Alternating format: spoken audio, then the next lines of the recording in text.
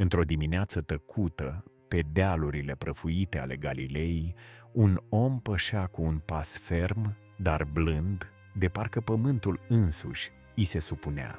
Soarele abia răsărea, aruncând raze aurii peste lacul Genizaret, iar vântul purta șoapte de speranță printre stuf și pietre. El nu purta coroană, nici mantie regală, dar privirea lui părea să ascundă o poveste mai veche decât stelele.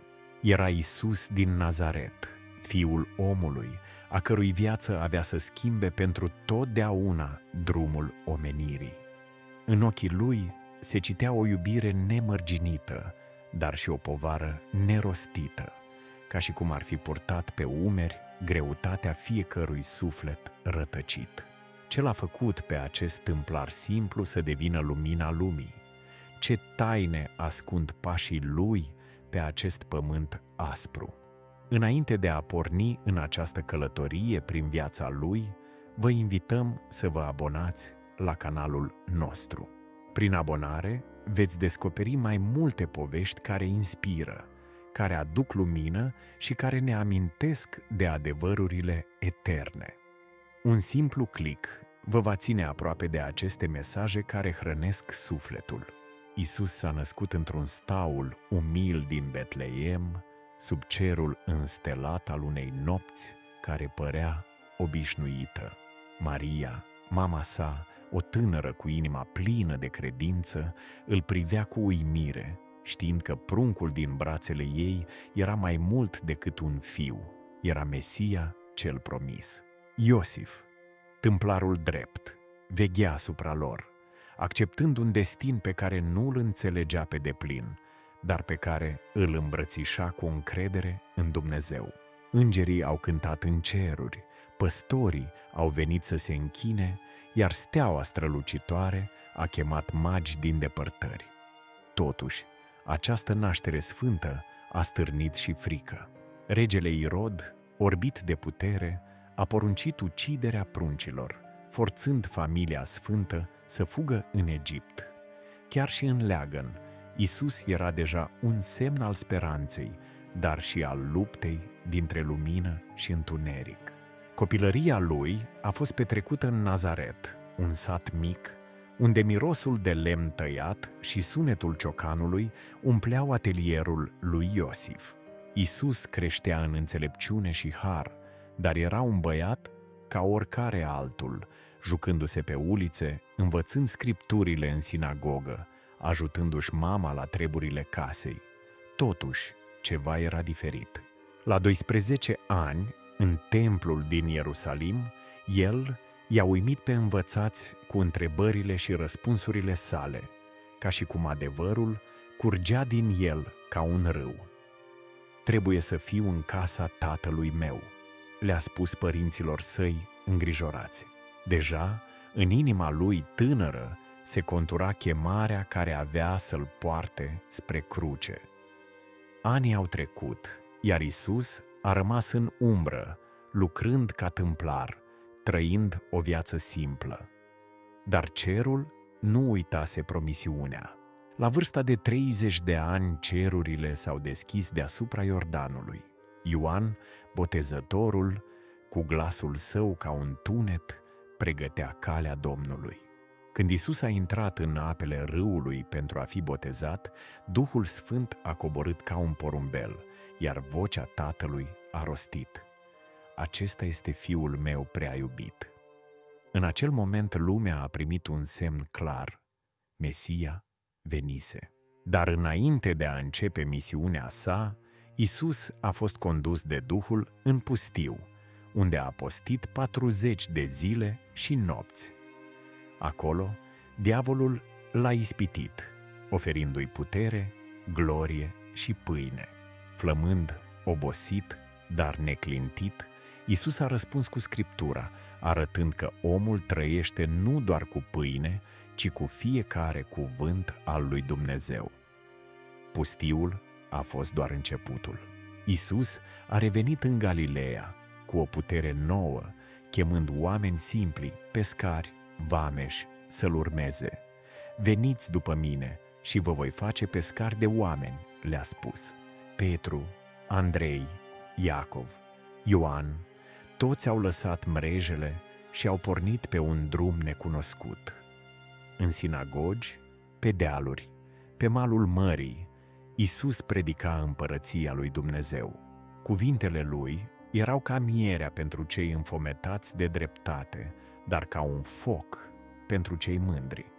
El vorbea despre iubire, iertare și pocăință, dar și despre judecata care va veni.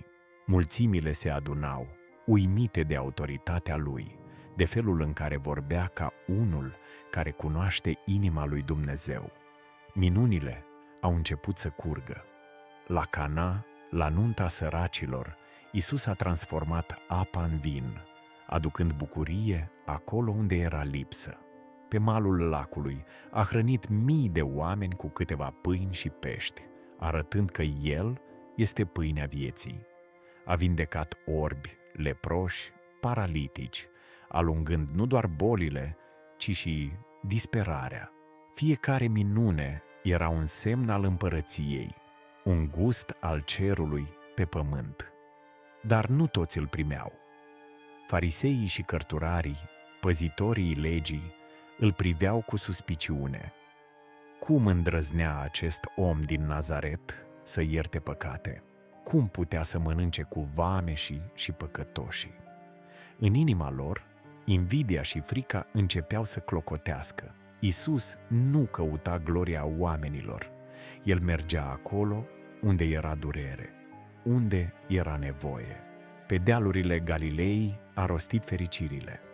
Fericiți cei săraci cu Duhul, căci a lor este împărăția cerurilor. Cuvintele sale răsunau ca o chemare la o viață nouă, la o inimă transformată. El învăța în pilde, folosind imagini simple, semănătorul, grâul și neghina, fiul risipitor, pentru a dezvălui adevăruri profunde. Pentru cei care aveau urechi de auzit, cuvintele lui erau o comoară. Pentru alții erau o enigmă care îi deranja. Totuși Iisus nu forța pe nimeni să creadă. El oferea adevărul, dar lăsa libertatea alegerii. În satele Galilei, pașii lui Iisus lăsau urme nu doar pe pământ, ci și în inimile celor care îl ascultau. Soarele ardea deasupra dealurilor, iar mulțimile se adunau, purtate de o foame mai adâncă decât cea după pâine. Erau săraci, bolnavi, respinși de societate, dar în prezența lui găseau alinare. Iisus privea fiecare chip, ca și cum ar fi cunoscut povestea nerostită a fiecăruia. Într-o zi pe malul mării a văzut o femeie prinsă în păcat, adusă de farisei pentru a fi judecată. Ei țineau pietre în mâini, gata să o condamne. Iisus s-a aplecat și a scris pe nisip, apoi a rostit: cel fără de păcat să arunce primul piatra. Unul câte unul acuzatorii au plecat, lăsând-o pe femeie în fața milei lui.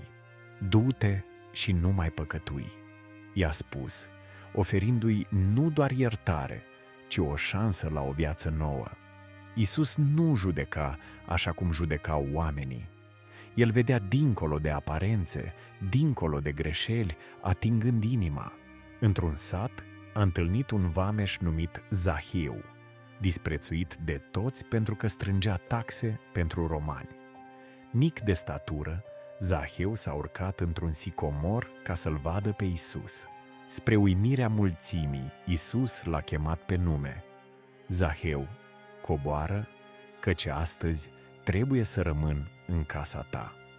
În acea seară, la masa vameșului, s-a născut o inimă schimbată. Zahiu a promis să dea săracilor și să repare nedreptățile. Iisus nu venise să-i cheme pe cei drepți, ci pe păcătoși, să le arate calea spre mântuire. Dar misiunea lui nu era lipsită de durere. Într-o zi, a primit vestea că Ioan Botezătorul, cel care îi pregătise calea, fusese ucis de Irod. Iisus s-a retras pe un deal, căutând singurătatea. dar mulțimea l-a urmat. Inima lui, deși îndurerată, s-a înduioșat de nevoile lor. A vindecat bolnavii și a hrănit peste 5.000 de oameni cu doar câteva pâini și pește. Gestul său nu era doar o minune, ci o lecție. În mâinile lui, puținul devine mult, iar durerea poate naște binecuvântare. Totuși, mulțimile nu înțelegeau pe deplin. Unii voiau să-l facă rege, crezând că el va elibera Israelul de romani. Iisus refuza această glorie pământească. El venise să cucerească nu imperii, ci inimi. Noaptea, pe lacul Genizaret, ucenicii săi se luptau cu o furtună. Valurile loveau barca, iar vântul urla, amenințând să-i înghită. În mijlocul haosului, Iisus a apărut, mergând pe ape. "Îndrăzniți, eu sunt!" le-a strigat. Petru, plin de curaj, a pășit spre el, dar vântul i-a furat încrederea și a început să se scufunde. Iisus l-a prins de mână, spunându-i: "Puțin credinciosule, de ce te-ai îndoit?" În acea noapte, ucenicii au învățat că credința, chiar și cât un grăunte de muștar, poate muta munții. Iisus era mai mult decât un învățător. Era Domnul naturii, al furtunilor, al vieții însăși. Cu fiecare zi, opoziția creștea. Fariseii îl urmăreau, căutând să-l prindă în cuvânt. Într-o sinagogă au adus un om cu mâna uscată, întrebându-l dacă e îngăduit să vindece în ziua de sabat. Iisus, cu o privire care pătrundea până în suflet, a întrebat: "Ce este mai bine, să faci bine sau să faci rău?" Apoi l-a vindecat pe om, stârnind furia cărturarilor. Ei nu vedeau minunea, ci doar încălcarea legii lor. Iisus era o amenințare la puterea lor, la ordinea lor. Dar el nu se oprea. Continua să predice, să vindece, să cheme oamenii la pocăință, știind că drumul său ducea spre Ierusalim, spre cruce. Ucenicii, deși apropiați de el, se luptau să înțeleagă. Se certau între ei cine va fi mai mare în împărăție. Iisus, cu răbdare, le-a arătat un copil. "Dacă nu vă veți face ca acesta, nu veți intra în împărăția cerurilor."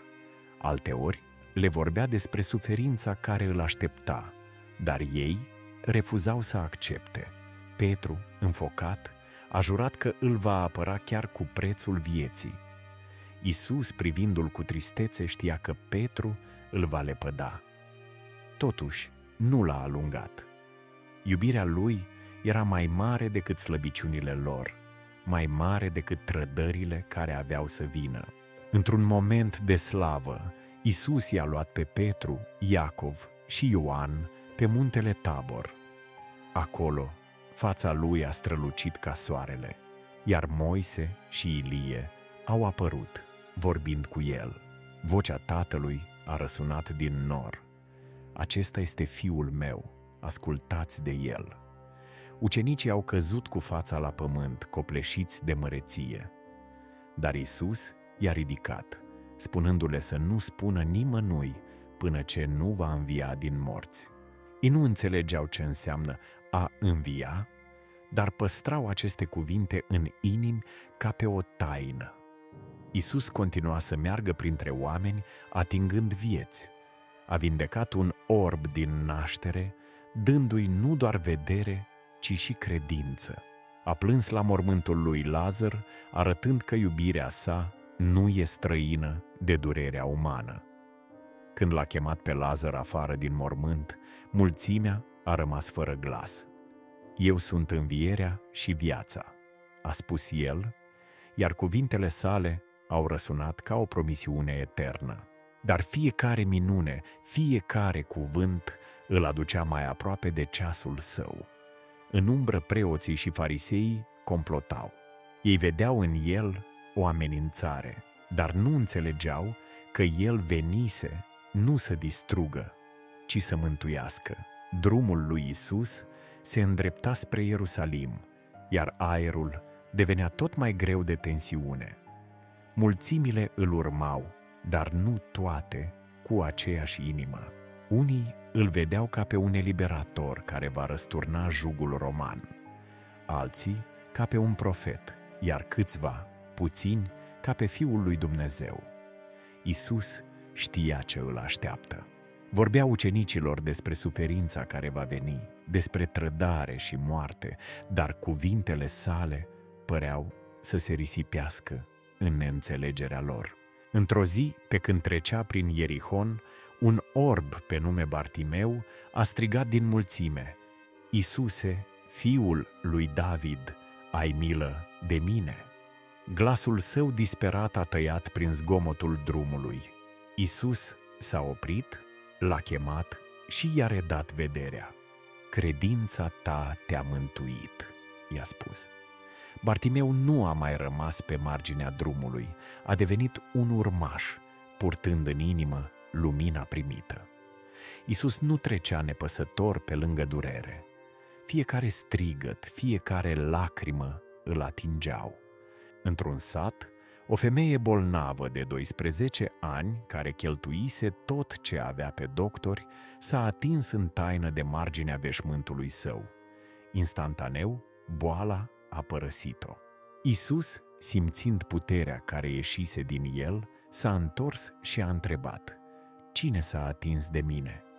Femeia, tremurând, a mărturisit: „Fiică, credința ta te-a vindecat”, i-a spus el, ridicând-o nu doar din boală, ci și din rușinea care o apăsa. Pentru Iisus, fiecare om conta, fiecare suflet era prețios. Într-o seară, la casa Martei și a Mariei, Iisus a găsit un moment de odihnă. Marta se agita, pregătind masa, dar Maria stătea la picioarele lui, sorbind fiecare cuvânt. Când Marta s-a plâns, Iisus i-a răspuns cu blândețe: „Maria și-a ales partea cea bună, care nu îi se va lua.” El prețuia nu doar munca, ci și inima care asculta. Aceste momente de liniște erau rare, căci drumul său era plin de provocări. Fariseii îl ispiteau cu întrebări viclene, încercând să-l prindă în capcană. „Ce trebuie să fac pentru a moșteni viața veșnică?” l-a întrebat un învățător al legii. Iisus i-a răspuns cu pilda samariteanului milostiv, arătând că iubirea adevărată nu cunoaște granițe de neam sau credință. Cu fiecare pas spre Ierusalim, umbrele se adunau. Iisus a intrat în cetate pe un măgar, întâmpinat de mulțimi care strigau: „Osana Fiului lui David!” Frunze de palmier acopereau drumul, iar copiii cântau. Dar Iisus nu era orbit de laude. El știa că aceleași glasuri care îl aclamau acum vor striga curând: „Răstignește-l!” În templu a răsturnat mesele schimbătorilor de bani, spunând: „Casa mea va fi o casă de rugăciune, dar voi ați făcut din ea o peșteră de tâlhari.” Gestul său a stârnit furia preoților, care vedeau în el nu doar o amenințare spirituală, ci și una politică. În ultimele zile petrecute în Ierusalim, Iisus a predicat cu o intensitate arzătoare. Pe muntele Măslinilor le-a vorbit ucenicilor despre semnele sfârșitului, despre necazurile care vor veni și despre întoarcerea sa în slavă. „Cerul și pământul vor trece, dar cuvintele mele nu vor trece”, le-a spus. În pilde, a avertizat despre nevoia de a fi pregătit, ca fecioarele înțelepte care își păstrează candelele aprinse. Dar, în ciuda măreției cuvintelor sale, inima lui era apăsată. Știa că unul dintre ucenici, Iuda Iscarioteanul, îl va vinde pentru 30 de arginți. Totuși, nu l-a oprit. Iubirea lui lăsa loc chiar și trădării, ca voia Tatălui să se împlinească. Într-o seară, Iisus a adunat ucenicii în camera de sus pentru cina pascală. A luat pâinea, a frânt-o și a spus: „Acesta este trupul meu, care se frânge pentru voi.” Apoi a ridicat paharul. Acesta este sângele meu, al legământului celui nou, vărsat pentru iertarea păcatelor. Ucenicii mâncau, dar nu înțelegeau pe deplin. Iisus le-a spălat picioarele, arătându-le că cel mai mare este cel care slujește. Petru, mândru, a refuzat la început, dar Iisus i-a spus: „Dacă nu te spăl, nu ai parte cu mine.” În acea noapte, Iisus le-a dat o poruncă nouă: să vă iubiți unul pe altul, așa cum v-am iubit eu. După cină, Iisus i-a condus în grădina Ghețimani. Acolo, sub măslinii bătrâni, a îngenunchiat și s-a rugat. Frica de suferința care îl aștepta îl copleșea, iar sudoarea ei se amesteca cu sânge. „Tată, dacă este posibil, depărtează paharul acesta de la mine”, a strigat. Dar apoi, cu o supunere desăvârșită, a adăugat: „Totuși, facă-se voia ta.” Ucenicii obosiți adormiseră. Singur Iisus a purtat povara lumii în acele ore întunecate. Curând, torțele au luminat grădina, iar Iuda a venit cu o mulțime înarmată. Cu un sărut l-a trădat pe învățătorul său. Iisus, calm, a spus: „Prietene, pentru ce ai venit?” Apoi, lăsându-se prins, a oprit orice împotrivire, vindecând chiar urechea unui slujitor rănit de sabie. Noaptea era adâncă, iar torțele aruncau umbre lungi peste chipurile soldaților care l-au prins pe Iisus. Grădina Ghețimani, odată un loc al rugăciunii, devenise scena trădării. Ucenicii, cuprinși de panică, au fugit, lăsându-l singur. Iisus, cu mâinile legate, a fost dus înaintea Sinedriului, în fața preoților și bătrânilor. Sala era rece, luminată doar de câteva opaițe, dar privirea lui rămânea neclintită. Au adus martori mincinoși care îl acuzau că a hulit, că a pretins că va dărâma templul. Iisus tăcea, iar tăcerea sa era mai puternică decât orice cuvânt. În cele din urmă, marele preot a strigat: „Ești tu Mesia, Fiul lui Dumnezeu?” Iisus a răspuns: „Eu sunt, și veți vedea pe Fiul omului șezând de-a dreapta puterii.” Aceste cuvinte au pecetluit soarta sa în ochii lor. L-au declarat vrednic de moarte, iar batjocura a început. L-au scuipat, l-au lovit, dar el nu a răspuns cu ură. În curtea din apropiere, Petru stătea ascuns în umbră, tremurând. Jurase că îl va urma pe Iisus până la moarte, dar acum, când o slujnică l-a recunoscut, a negat: „Nu-l cunosc pe omul acesta.” De 3 ori a lepădat pe învățătorul său, iar când cocoșul a cântat, privirea lui Iisus l-a întâlnit. În ochii lui nu era condamnare, ci o durere plină de iubire. Petru a ieșit afară și a plâns cu amar, zdrobit de propria slăbiciune. Între timp, Iuda, chinuit de remușcare, a aruncat arginții în templu și și-a curmat viața. Trădarea sa nu a adus pace, ci doar întuneric. La revărsatul zorilor, Iisus a fost dus înaintea lui Pilat, guvernatorul roman. Pilat, un om prins între dorința de dreptate și frica de revoltă, l-a privit pe Iisus cu o curiozitate amestecată cu neliniște. „Ești tu împăratul iudeilor?” a întrebat. Iisus a răspuns: „Împărăția mea nu este din lumea aceasta.” Pilat nu găsea nicio vină în el, dar mulțimea ațățată de preoți striga tot mai tare: „Răstignește-l!” Pentru a liniști gloata, Pilat a trimis pe Iisus la Irod, dar nici acesta nu a găsit motiv de condamnare. Totuși, presiunea creștea. Pilat, slab în fața mulțimii, a cedat. A poruncit ca Iisus să fie biciuit, sperând că aceasta va potoli setea lor de sânge. Soldații romani l-au bătut cu cruzime, punându-i o coroană de spini pe cap și o mantie purpurie pe umeri, batjocorindu-l: iată împăratul iudeilor. Durerea lui Isus era mai mult decât cea a trupului. Fiecare lovitură, fiecare insultă era o rană pe care o purta pentru păcatele lumii. Totuși, nu s-a plâns, nu a cerut milă. Când Pilat l-a adus înaintea mulțimii, arătându-l rănit și însângerat, a sperat că inimile lor se vor înduioșa. Dar glasurile au strigat și mai tare: răstignește-l, dă-ne pe Baraba. Pilat, spălându-și mâinile, a eliberat un tâlhar și l-a condamnat pe Isus la cruce. Drumul spre Golgota a început. Isus, slăbit de bătăi și de lipsa somnului, purta crucea grea pe umeri. Străzile Ierusalimului erau pline de oameni. Unii plângeau, alții îl batjocoreau. Când puterile l-au lăsat, soldații l-au silit pe Simon din Cirene să-i poarte crucea. Pe dealul Golgotei, numit și locul căpățânii, soldații l-au pironit pe cruce.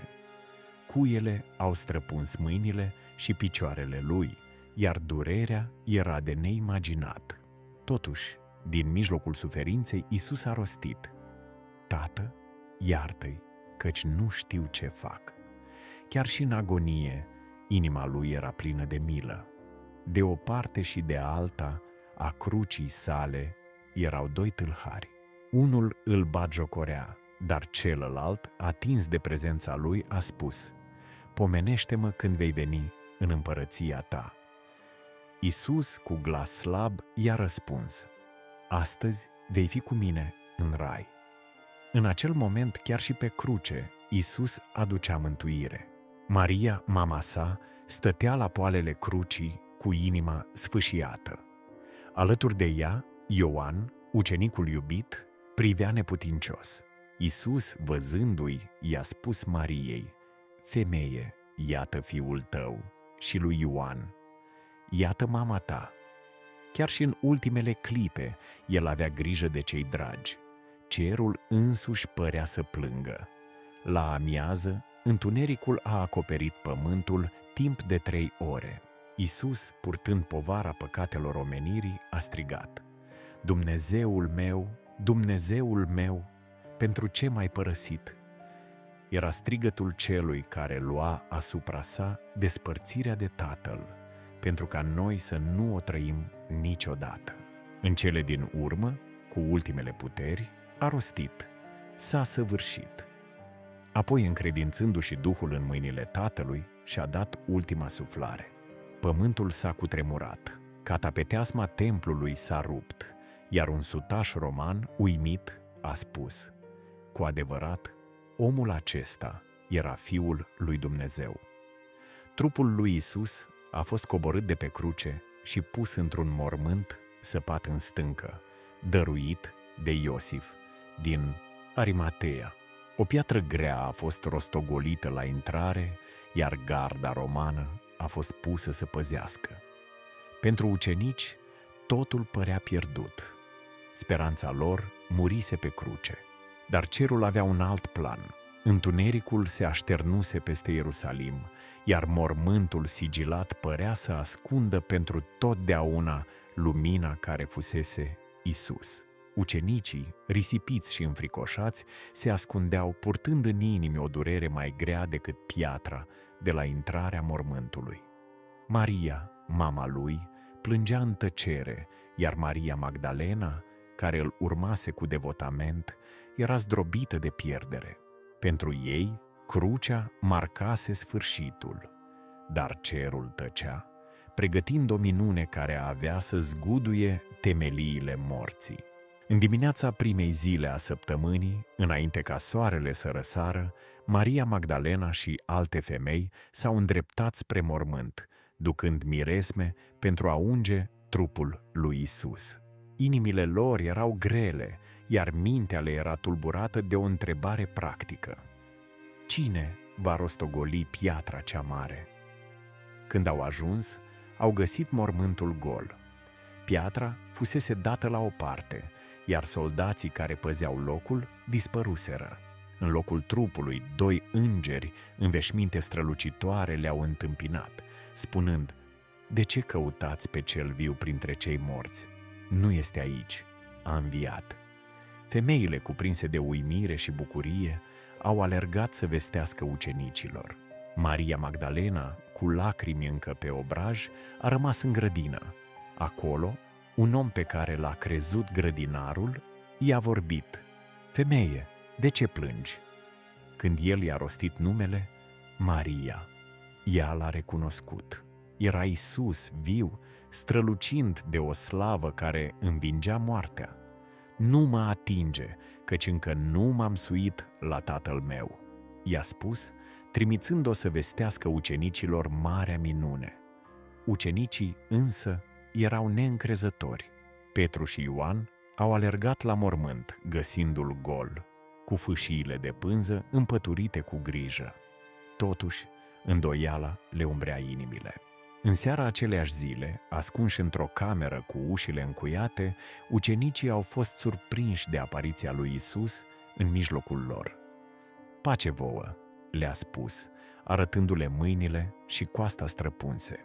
Bucuria lor era de nedescris, dar Toma, care nu era de față, a refuzat să creadă fără să vadă. 8 zile mai târziu, Iisus i-a apărut și lui, spunând: „Întindeți mâna și pune-o în coasta mea.” Toma, copleșit, a mărturisit: „Domnul meu și Dumnezeul meu.” Iisus i-a răspuns: „Fericiți cei ce n-au văzut și au crezut.” Învierea lui Iisus nu era doar o biruință personală, ci o promisiune pentru întreaga omenire. Timp de 40 de zile, el s-a arătat ucenicilor și multor altora, învățându-i despre împărăția lui Dumnezeu. Pe malul lacului Gherizaret l-a întâlnit pe Petru, care încă purta rușinea lepădării. De 3 ori, Iisus l-a întrebat: „Simone, fiul lui Iona, mă iubești?” De fiecare dată, Petru a răspuns: „Doamne, Tu știi că te iubesc.” Iisus l-a însărcinat: „Paște oile mele”, restaurându-l nu doar ca ucenic, ci ca apostol al iubirii sale. Această întâlnire a arătat că iertarea lui Iisus nu are limite, transformând slăbiciunea umană în temelie pentru lucrarea sa.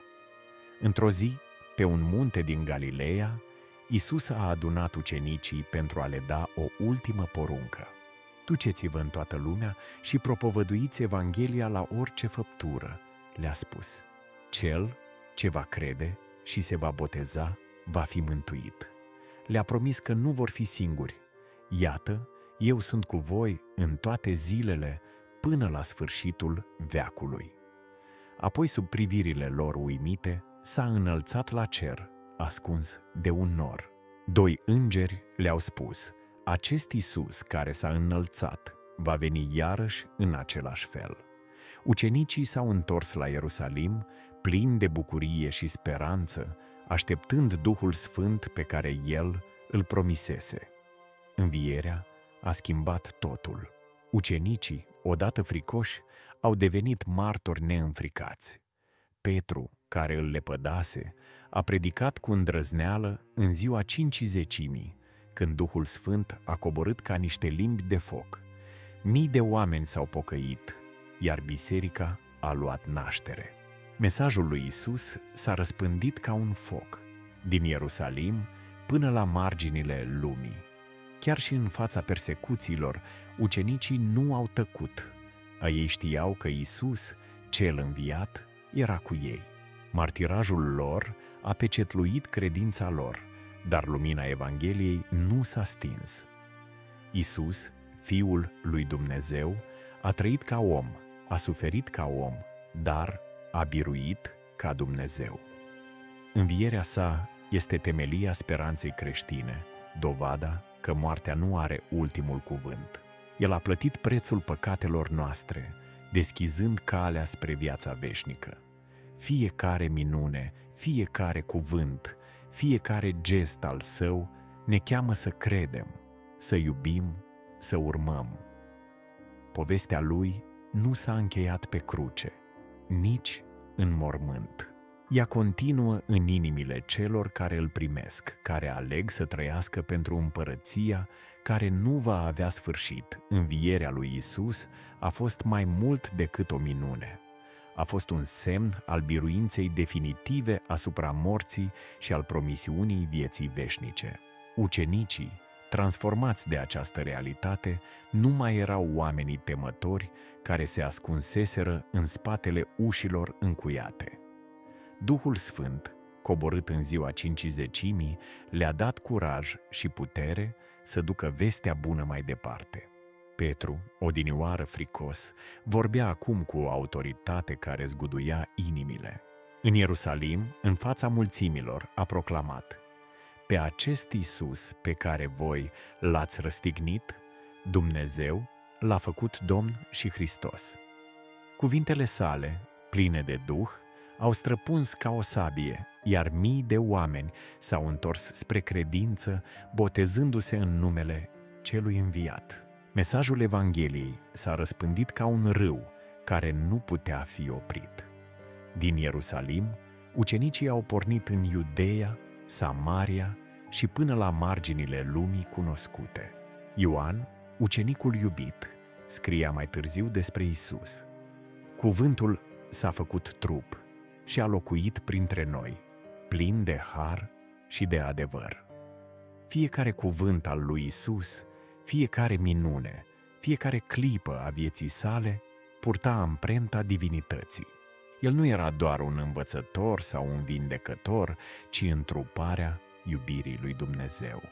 Pildele sale, precum cea a fiului risipitor, vorbeau despre un tată care așteaptă cu brațele deschise întoarcerea fiecărui păcătos. Minunile sale, vindecarea orbilor, învierea lui Lazar, erau semne ale puterii sale de a restaura nu doar trupurile, ci și sufletele. Dar moștenirea lui Isus nu s-a limitat la faptele sale. El a lăsat în urmă o cale de trăire, o chemare la iubire și sacrificiu. Nimeni nu are o iubire mai mare decât aceasta, să-și dea viața pentru prietenii săi, spusese el ucenicilor. Și el însuși a trăit această iubire, dându-și viața nu doar pentru prieteni, ci și pentru dușmani, pentru cei care l-au batjocorit, pentru cei care l-au răstignit. Crucea, odată un simbol al rușinii, a devenit semnul supremei iubiri.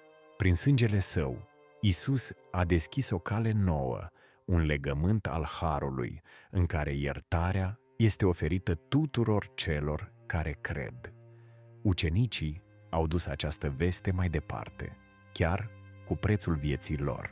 Tradiția spune că Petru a fost răstignit cu capul în jos, socotindu-se nevrednic să moară ca învățătorul său. Ioan, singurul care a murit de bătrânețe, a scris Evanghelia sa din exil, pe insula Patmos, unde a primit viziuni despre slava lui Hristos. Alți ucenici, precum Iacov, au fost uciși pentru credința lor, dar mărturia lor a rămas vie. Ei nu propovăduiau o poveste, ci o realitate pe care o văzuseră cu ochii lor, o atinguseră cu mâinile lor. Am fost cu el, spuneau. L-am văzut înviat. Isus a schimbat nu doar viețile ucenicilor, ci și cursul istoriei. Biserica, născută din Duhul Sfânt, a crescut în ciuda persecuțiilor. Împărați și regi au încercat să o zdrobească, dar credința în cel înviat a continuat să se răspândească. În colțuri îndepărtate ale lumii, oameni simpli și învățați au găsit în Isus speranța care transcende suferința. El nu a promis o viață fără durere, ci o viață cu sens, o viață în care fiecare lacrimă are un scop și fiecare rană poate fi vindecată. Eu sunt calea, adevărul și viața, spusese el, iar aceste cuvinte au devenit farul care a ghidat generații. Chiar și astăzi, la peste 2000 de ani distanță, povestea lui Isus continuă să atingă inimii. În sate uitate, în orașe aglomerate, în momente de triumf sau de disperare, Oamenii îl caută. El este același ieri, astăzi și în veci. Un mântuitor care nu se schimbă, o iubire care nu se stinge. Fiecare pildă, fiecare minune, fiecare clipă a vieții sale ne vorbește despre un Dumnezeu care s-a apropiat de om, care a coborât în praful pământului pentru a ne ridica la cer. Învierea sa este garanția că promisiunile sale sunt adevărate, că împărăția sa va veni, iar cei care cred în el vor trăi veșnic. Povestea lui Isus este mai mult decât o istorisire din vechime. Este o chemare vie, adresată fiecărui suflet. El ne invită să-L urmăm, să ne punem încrederea în El, să trăim pentru adevărul pe care l-a adus. Crucea și mormântul gol sunt mărturii ale unei iubiri care a biruit totul. În fiecare clipă de îndoială, în fiecare încercare, Isus rămâne aproape, șoptind: eu sunt cu voi. Aceasta este moștenirea sa, o speranță care nu moare, o iubire care nu se sfârșește, o viață care începe dincolo de mormânt. Isus nu a fost doar un om care a trăit și a murit. El este Domnul care a biruit moartea și a adus o nouă speranță lumii. Viața sa, de la staulul din Betleem până la crucea de pe Golgota, este o poveste despre iubire desăvârșită, despre un Dumnezeu care s-a coborât să împărtășească durerile și bucuriile omului. În fiecare cuvânt rostit, în fiecare minune săvârșită, Isus a arătat că împărăția lui Dumnezeu este aproape, că ea începe în inima celor care cred. El a învățat că adevărata măreție nu stă în putere sau bogăție, ci în slujire, în iertare, în dragostea care se jertfește. Iubiți-vă dușmanii, spunea el, faceți bine celor ce vă urăsc. Aceste cuvinte simple, dar profund subversive, au răsturnat valorile lumii. Fiecare întâlnire cu Isus era o invitație la transformare. Femeia samariteancă de la fântână, care trăia în rușine, a găsit în el apa vie care i-a potolit setea sufletului. Vameșul Zaheu, disprețuit de toți, a descoperit că Isus îl cunoaște pe nume și îi oferă o șansă la o viață nouă. Chiar și cei care l-au respins, precum fariseii, au primit chemarea sa la pocăință, deși puțini au răspuns. Isus nu a forțat pe nimeni să-L urmeze. El a oferit adevărul și a lăsat libertatea alegerii. În pilda semănătorului, el vorbea despre sămânța cuvântului său, care cade pe diferite tipuri de pământ, inimi împietrite, suflete superficiale, spirite înnăbușite de grijile lumii. Dar acolo unde sămânța prinde rădăcină, rodește din belșug. Crucea, punctul culminant al suferinței sale, nu a fost un accident, ci împlinirea unui plan etern. Isus știa că drumul său ducea acolo. În grădina Ghețimani, când sudoarea tâșin s-a amestecat cu sânge, el a ales să bea paharul durerii, pentru ca noi să primim paharul mântuirii. Pe cruce a purtat nu doar cuiele și spinii, ci greutatea fiecărui păcat, fiecărei dureri, fiecărei despărțiri de Dumnezeu. S-a săvârșit, a strigat, iar acel strigăt a fost un triumf. Prin jertfa sa a rupt lanțurile morții, a deschis porțile cerului și a oferit omului o cale de împăcare cu Tatăl. Învierea sa a fost dovada că dragostea este mai puternică decât moartea. Când Maria Magdalena l-a văzut în grădină, când ucenicii l-au întâlnit pe drumul spre Emaus, când Toma a atins rănile, toți au înțeles că Isus nu era doar un profet, ci Domnul vieții. El s-a arătat nu ca un duh, ci ca un om înviat, care mânca și vorbea cu ei, dar purta o glorie care transcendea pământul. pace vouă, le spunea, iar pacea sa nu era doar o urare, ci o putere care alunga frica și îndoiala. Învierea a transformat un grup de oameni fricoși într-o comunitate de martori care au schimbat lumea. Porunca sa finală, duceți-vă și faceți ucenici din toate neamurile, a devenit misiunea bisericii. Ucenicii nu au propovăduit doar cuvinte, ci o persoană, pe Iisus, cel care trăiește.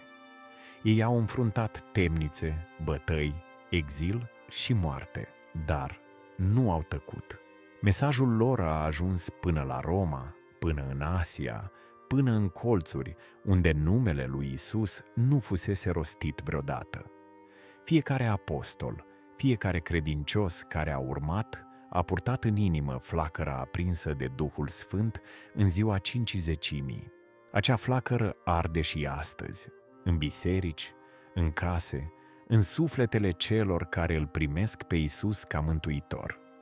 Iisus ne învață că viața nu se măsoară în ani, ci în iubire. El ne arată că suferința, deși grea, nu este zadarnică atunci când este purtată cu credință. El ne cheamă să trăim nu pentru noi înșine, ci pentru alții, să iertăm așa cum El a iertat, să slujim așa cum El a slujit. În fiecare pildă, în fiecare minune, în fiecare clipă a vieții sale, Iisus ne dezvăluie chipul unui Dumnezeu care iubește fără condiții, care așteaptă cu răbdare întoarcerea fiecărui fiu risipitor. Povestea sa nu este doar a trecutului, este vie, actuală, eternă. Iisus din Nazaret, Fiul lui Dumnezeu, a lăsat o moștenire care transcende timpul. El nu a construit palate, nu a condus armate, nu a scris cărți, dar viața sa a schimbat destinul omenirii.